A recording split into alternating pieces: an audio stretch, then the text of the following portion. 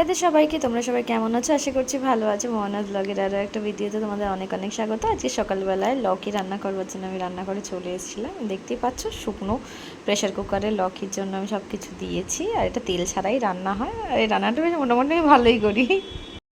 সবাই অফিস বেরিয়ে গেছে আর এখন আমি এবার আমার কাজবাজগুলো করি। একটুখানি আমি ফোন টোন ঘেটে নিয়েছি, একটুখানি সময় কেটেও গেছে, বরং অফিসে বেরিয়ে গেছে বেশ খানিকক্ষণ আগে। আর এখন ভাবছি যে এখন এবার ফোনটাকে চার্জিংয়ে দেবো আর টুকি ঘরের কাজবাজগুলো করব। কিছু জামা কাপড় মেশিনে দিতে হবে। আর রান্নাঘরে আমার ভাত রান্না হয়ে গেছে। আর দেখা যাক কী রান্না করি সেটা আমি পরে করছি। আপাতত এখন ঘরটা গুছিয়ে নিই আগে, তারপরে চলো সাথে থাকো, দেখতে থাকো।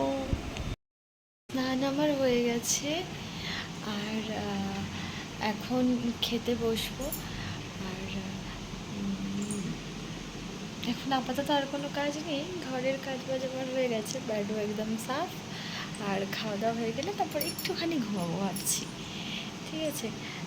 আর আজকে আমি রান্না করেছি হচ্ছে গিয়ে পটলের ভাপা আর ভাত, সালাদ আছে। ভেবেছিলাম ডিম ভেজে নেবো, এখন দেখি যদি মন করে ডিম খাবার তাহলে ডিম খাবো, আর নইলে খাবার স্কিপও করতে পারি। আর খাবো হচ্ছে আচার। আজকে দুপুরের লাঞ্চ হবে আমার এটা দিয়ে। আর এখন দেখা যাক, খাওয়া দাওয়া করে নিয়ে তারপর তোমাদের সাথে আসছি কথা বলতে, ঠিক আছে? ততক্ষণের জন্য ওকে দাদা বাই। সবাইকে বিকেল হয়ে গেছে, বিকেল হয়ে গিয়ে প্রায় সন্ধে হবে সন্ধে তো এখানে লেটে হয়, কিন্তু 4:30 পৌনে 5টা বাজে, মেবি 5:45 বেজে গেছে, 5:45 বেজে গেছে। ওই জন্য ভাবলাম যে চলো একটুখানি গল্প করা যাক। সারাটা দুপুর আমি মুভি দেখেছি আর একটুও ঘুম নেই, একটুও ঘুম হয়নি, ঘুমানোর মনও ছিল না। দুপুরবেলা ঘুমালে রাত্রেবেলা ঘুমাতে অনেক দেরি হয়ে যায়, ওই জন্য দুপুরবেলা আজকে ঘুমাইনি। এবার এখন ভাবছি গিয়ে জামা কাপড়গুলো যদি হয়ে গিয়ে থাকে তাহলে সেগুলো একটুখানি বাইরে ছড়িয়ে দিই, তাহলে শুকিয়ে যাবে। আর তাহলে রাতের মধ্যে তুলে নিতে পারবো। আর এখন বিশেষ কোনো কাজ নেই। দুপুরবেলায় ভাবিও এসেছিলো, দুপুরবেলায় ভাবি এসে বলেছে যে বিকেলবেলায় যদি তারা ডক্টরের কাছে যায় তাহলে আসবে না, তাহলে মেবি আজকে চিনি নাও আসতে পারে। আমি বললাম যে ঠিক আছে, এটা ফোন করে দিতে। এবার ভাবি আসবে কি আসবে না সেটা আমি জানি না, এখন দেখি। আর জামা কাপড়গুলো একটুখানি উপরে মেলে দিয়ে আসি, তারপর এসে না হয় কথা বলছি, ঠিক আছে? চলো। রাত্রেবেলায় রান্না হবে এই কুন্দুরু কুন্দুরু কুন্দুরি সামথিং কিছু একটা নাম, যাই হোক। যেগুলো পাকা আছে সেগুলো ফেলা যাবে, আর যেগুলো কাঁচা আছে সেগুলো। এটা নিয়ে আমি আপাতত বসেছি, কারণ এটা কাটতে প্রচুর সময় লাগে। আমি কতক্ষণে কেটে উঠবো আমি জানি না, কিন্তু পুরোটাই আজকে কেটে নেব। যদি চিনিরা আসে তাহলেও ভালো কথা, যদি না আসে সেখানেও ওয়েল অ্যান্ড গুড। তাহলে কাল সকালেও আমি সেম সবজি বানিয়েই ওদেরকে অফিস ছেড়ে দেবো।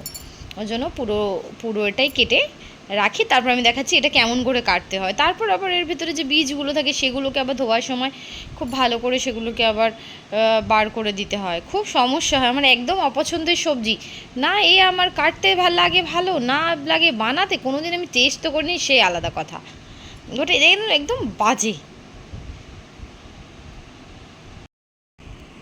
দেখো এমনি করে কাটতে হয় এই সবজিটাকে। এগুলো তাও অল্প অল্প লাল রয়েছে, সেগুলোকে তাও ধোয়ার সময় বীজগুলো বেরিয়ে যাবে। আর অনেক ওয়েস্ট হয়েছে, অনেক কিছু লাল লাল হয়ে গেছে। এরকম করে কেটে মেথি আর রসুন আর লঙ্কা ফোড়ন দিয়ে এটা ভাজতে হয়। শুভ সন্ধ্যা সবাইকে। এখন সময় হচ্ছে গিয়ে 6টা, আর এখন আমি আমার সন্ধ্যেবেলার খাবার নিয়ে বসেছি। মানে আমার না খিদে পাচ্ছিল,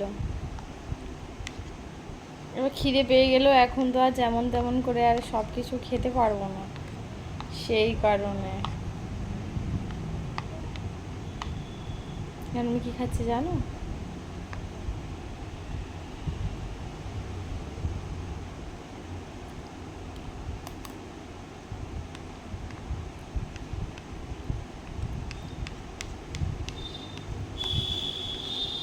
তোমরা সবাই কে কী করছো? আমার সবজি কাটা হয়ে গেছে, আর আজকেই আমি তাকে ফোন করে বলবো যে অন্য যে সবজি আনা হবে হবে, এই কুঁদরি আনা হবে না, কারণ এই কুঁদরি আমার কাটতে গিয়ে আমার সার্ভাইকালের ব্যথা হচ্ছে, ঘাড় মাথাটা আমার একদম যেন ধরে গেল। হ্যাঁ, আর যে কুঁদরি আনবে তাহলে সে কুঁদরি কাটবে, আমি কাটতে পারবো না। আমি আজকে তাকে বলবোই, অসম্ভব ব্যাপার। ঘাড় ব্যথা হলে না আর সে 2-3 দিন আমার খুব খারাপ যায়, শরীর ঠিক একদম লাগে না, ঘাড় মাথা ব্যথা মনে হয় এরকম ঘাড় ঠাড় উল্টিয়ে পড়ে থাকি চুপটি করে। আর বলো দেখি চুপটি করে পড়ে থাকলে কি হবে? এখানে কি আর আমার মা আছে যে আমাকে সব কিছু করে দেবে? অন্য সবাইকে তো যেমন তেমন, আমাকে তো আমার নিজেরটা তো করে তো খেতে তো হবে দুটো। আজকে আমি বলবোই যে যে যে যাই হোক না কেন, আমি যেমন এর আগেই বলেছি, যাই হোক সব কিছু যেমন তেমন, আমি চাল বাছতে পারবো না, অ্যাজ সিম্পল অ্যাজ দ্যাট। আমি চাল বাছতে পারবো না, ওরকম ঘাড় এরকম নিচু করে আমি কোনো কাজ করতে পারবো না। তো তারপর থেকে যদি আমাকে চাল বাছতে হয় না, মানে এখানের ব্যাপারটা কী হয় বলো তো, আতপ চাল তো, সেই কারণে যতই যাই হোক না কেন একবার একটুখানি দেখে নিতে বলে, যে থালাতে রেখে একবার দেখে নাও, বুঝি ওর ভেতরে যদি ছোটো ছোটো কাকড় ঠাকুর কিছু থাকে। কিন্তু আমাদের তো ওই অভ্যাস ছিল না কখনো, ওই জন্য আমার অসুবিধা হতো। কিন্তু প্রথমে একটুখানি সময় লাগলেও খুব একটা অসুবিধা হতো না, করে কাজটা হয়ে যেত। বাট যবে থেকে আমার এই সার্ভাইকালের পেন হওয়া শুরু হয়েছে, তবে থেকে আমার খুব অসুবিধা হয়, আমি এই সব কাজ করতে একদম নারাজ। কারণ সব কিছু যখন আমাকে দেখতে হবে, সেই হিসাবে আমাকে আমার দিকটাও আমাকে আগে দেখতে হবে, যে আমি কোনটাতে কমফোর্টেবল নয়, এটা আমি পারবো না। আমি আজকেই আমি কুঁদরি কাটলাম, আর আজকে আমি এই কুঁদরি রান্না করব। এরপর আমি আর কুঁদরি কাটবো না, যে খেতে চাইবে সে এনে সে কেটে দেবে, তারপর আমি রান্না করে দেবো। কী যে বাজে খেতে জানো, অনেকেই অ্যাভয়েড করে, তাও ভাবে সবজি তো কারণে আনতে হবে। যেমন তেনার পছন্দ নয়, বৌদির পছন্দ নয়, শুধু 2 দাদা খেতে একটুখানি হয়তো মানে পছন্দ করে, কি অল্প হয় বিস্তর হয়তো খায়, এরকম।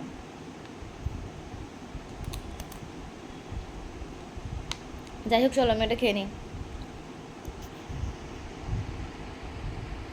টক দই কেমন লাগে বলো দেখি?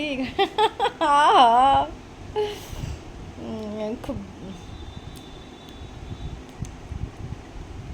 আমাদের ওখানে দই কি সুন্দর মিষ্টি দই। একটু দই খেতে একটুখানি মন চাইবে, বেশ কি সুন্দর। আর এখানে টক দই, আর এখানে মানে দই মানে কিন্তু টক দই, মিষ্টি দই যদি তুমি বলো তাহলে ওই ছোটো ছোটো এরকম আইসক্রিমের বাটিগুলো যেমন থাকে সেইগুলোতে করে হলে তবে একটুখানি মিষ্টি দই পাবে। কিন্তু তুমি দই খুঁজবে তো তোমাকে টক দই দেবে, মানে সাদা দই যাকে বলে, তার ভেতরে কোনো মিষ্টি কিছু থাকবে না, বাস জমানো, সেটা অ্যাজ ইউজুয়াল সেটা টক হয়ে যায়। হ্যাঁ, সেটা কিছু কিছু সময় অনেক বেশি টক থাকে, আবার কিছু কিছু সময় নর্মাল টক থাকে। কিন্তু নর্মাল টকটাকে সবাই বলে না ইয়ে তো পুরা মিঠা হে, ইয়ে দহি তো একদম খট্টি নেই, এরকম করে বলে। কিন্তু আর আমার মুখে কি আর ওই সব হাল লাগে? আমার তো সব কিছুই এরকম খট্টাই লাগে। যাই হোক চলো খাই, যদিও টক দই খাওয়া ভালো, এটা বলি মনটাকে রাজি করতে হবে। তো চলো আমি আমার খাবার খাই, আর তোমাদের সাথে পরে আবার এসে কথা বলছি। রাধে রাধে। এখন সময় হচ্ছে গিয়ে 9টা 10। আমার তো রান্না অনেকক্ষণ আগে হয়ে গেছে।